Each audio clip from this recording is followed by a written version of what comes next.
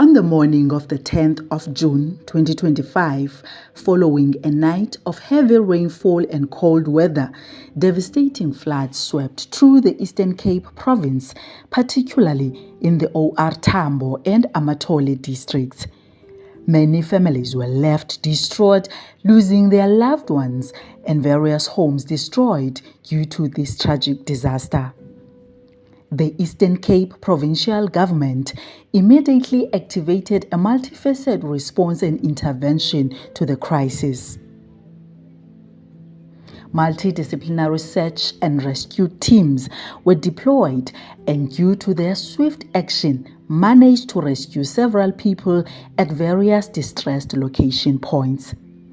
These teams continue to work tirelessly since the onset of the tragic weather event.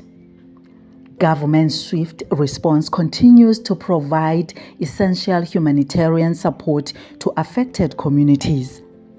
To date, support services such as psychosocial aid, provision of shelter, food, blankets, water, and burial arrangements continue to be extended to the affected communities. In the aftermath of this unprecedented, catastrophic, and unimaginable disaster, interventions continued even at a national level as various national departments led by President Cyril Ramaphosa visited the affected areas to accelerate recovery efforts.